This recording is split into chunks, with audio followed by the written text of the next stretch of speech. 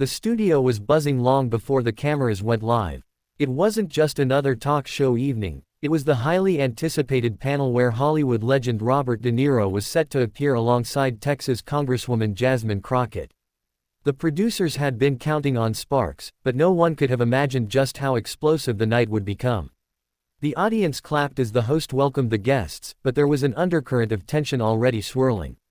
Robert De Niro, known for his blunt political views, had been outspoken in recent months, taking aim at politicians on both sides of the aisle.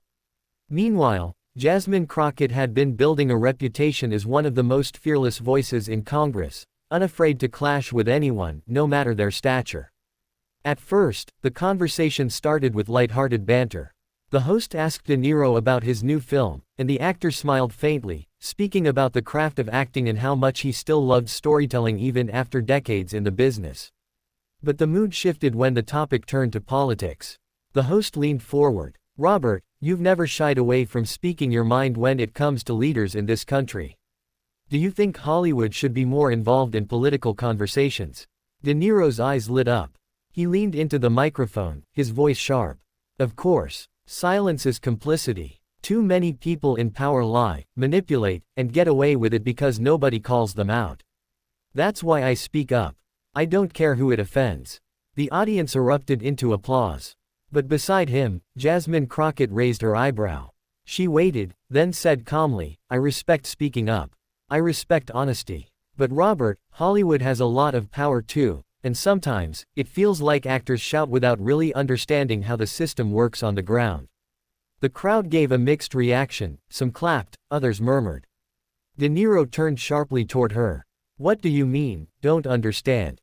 I've lived in this country for 80 years. I've seen corruption, injustice, everything. Don't tell me I don't understand." Crockett didn't flinch. "Experience is one thing, but policy, actual policy, is another. You can criticize politicians all you want, but the real fight happens in the details of legislation, not in movie interviews. And sometimes your words can spark outrage without offering solutions." The temperature on set seemed to rise instantly. De Niro's face flushed. "So what? You think politicians are doing better? You all sit there in Washington, pointing fingers, collecting checks, and the country keeps going downhill. At least I have the guts to say something. He jabbed a finger in her direction, "you're part of the very system people don't trust anymore." Gasps filled the studio. The host tried to interject, but De Niro's voice was booming now, raw with frustration. "You're all talk. All of you politicians. You care more about TV clips than the people out there struggling. At least I'm not pretending." Crockett slowly leaned back in her chair, letting him finish his tirade. She didn't raise her voice. She didn't interrupt. Instead, she folded her hands neatly on the table and waited. The cameras caught the contrast perfectly, De Niro raging, Crockett sitting still, her expression unreadable. When he finally stopped, breathing heavily, the room was silent. Everyone was waiting for her reply. She spoke softly at first, but her words cut through the silence like a blade.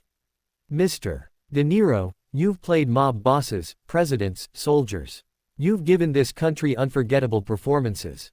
But here's the truth, playing power and living it are two very different things. You scream because it makes good television. I fight because I don't have the luxury of walking offset when things get messy." The audience went wild. Applause thundered through the studio. De Niro blinked, visibly thrown off by her calm but devastating response. Cameras zoomed in on his reaction, capturing every twitch of his jaw. The host leaned in again, sensing the viral moment in the making. "Congresswoman, are you saying Robert's activism isn't real?" Crockett smiled faintly. "I'm saying activism without accountability is just noise. And noise doesn't change laws. It doesn't protect families. It doesn't rebuild schools. I spend my days writing and defending legislation that affects millions. That's not glamorous, but it's real. And if Mr. De Niro thinks shouting louder is more effective than doing the work, then maybe he should run for office instead of movies." The crowd exploded again, half in cheers, half in gasps. De Niro looked stunned, but before he could respond, the host cut to commercial break. Backstage, staffers exchanged wide-eyed looks. Everyone knew what had just happened, a clip that was destined to dominate social media. When the commercial break ended, the studio air still crackled with tension. The audience whispered, phones already out, tweeting and posting clips. De Niro sat stiff in his chair, visibly rattled, while Jasmine Crockett remained calm and collected, as though nothing unusual had happened. The host, trying to smooth things over, chuckled nervously. Well, that was lively. Let's get back to our discussion. But the control room had already flagged Crockett's response as the highlight of the night. Within minutes, producers were predicting millions of views once the segment hit the internet. As the show wrapped, De Niro left quickly, brushing past reporters without comment. Crockett, however, lingered to take photos with audience members and answer a few post-show questions.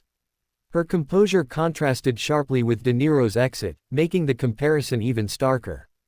By the time both of them were in their cars, the internet was ablaze. The social media firestorm, Twitter, Instagram, TikTok, every platform was flooded with clips. The most viral one showed De Niro jabbing his finger, shouting, "You're all talk." Followed immediately by Crockett's icy calm reply.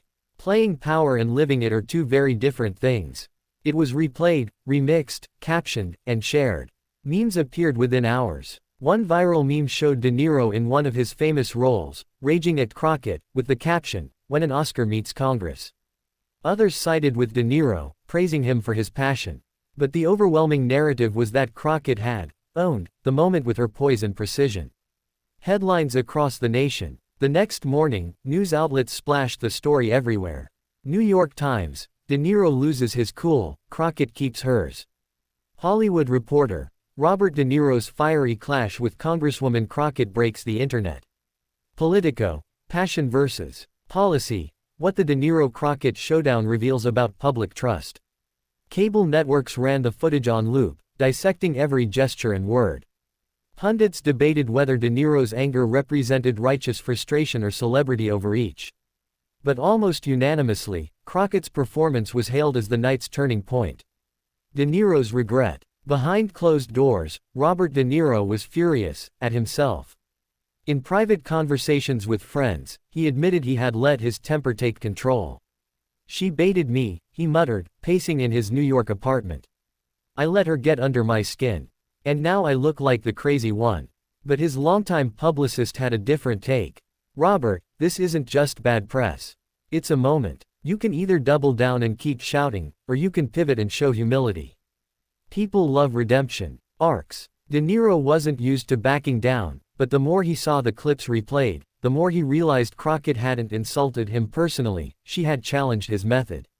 And she had done it with grace. Crockett's rising star. Meanwhile, Jasmine Crockett was everywhere.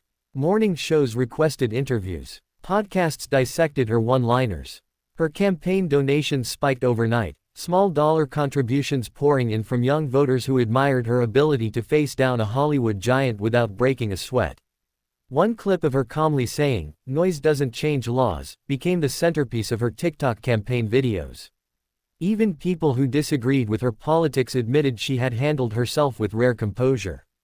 Analysts noted that her viral moment wasn't just entertainment, it was a masterclass in modern communication, sharp, memorable, and deeply authentic. The unexpected call. 3 days later, something surprising happened. Crockett's office phone rang with an unusual caller ID, Robert De Niro. At first, her staff thought it was a prank. But when she picked up, the unmistakable gravelly voice came through. "Congresswoman, this is De Niro. Look, I know we went at it. I got heated. I wanted to say, maybe I was wrong to scream. You made your point, and you made it well." Crockett paused. "Mr. De Niro, I appreciate that. Honestly, I didn't expect to hear from you." He sighed. "Yeah, well, I didn't expect to lose my cool on national television either. But you were right about one thing, I shout, but I don't legislate. I don't sit in those long hearings. I don't write the bills. I just talk. And maybe it's time I learn a little more about the work people like you do." That call changed everything. A public alliance. 1 week later, cameras flashed again, this time not in a studio, but on Capitol Hill. Robert De Niro and Jasmine Crockett stood side by side at a press conference, announcing a joint initiative to raise awareness for arts funding in underserved communities. Reporters nearly tripped over themselves trying to capture the irony. the Hollywood actor and the Congresswoman who had humbled him now teaming up. Crockett addressed the crowd first. When passions run high, sometimes we clash. But at the end of the day, progress requires turning noise into action. Mr. De Niro and I may come from different worlds, but today we share a mission, to make sure the arts remain accessible to every child in America. De Niro, slightly nervous but determined, added, "I let my emotions get the better of me. But Congresswoman Crockett reminded me that shouting isn't enough. So I'm here, not just to shout, but to work together." The audience applauded, and for once, De Niro's passion seemed tempered with humility. The legacy of the clash. In the weeks that followed, the viral clash became a case study. Communication experts analyzed it in lectures. Political strategists pointed to Crockett's response as a blueprint for handling heated confrontations. Even high schools used the clip in debate classes, showing students the power of composure over volume. De Niro, meanwhile, leaned into his new partnership, lending his star power to community programs. Crockett continued to rise, her reputation as a fearless yet pragmatic leader solidified. What began as a shouting match transformed into something rare, mutual respect. And though the internet would never stop replaying the moment De Niro screamed and Crockett replied with calm brilliance, the story didn't end in bitterness, it ended in collaboration. And that, perhaps, was why her response truly went viral. Not just because it silenced a Hollywood legend, but because it reminded everyone watching that composure, clarity, and conviction could cut deeper than the loudest scream.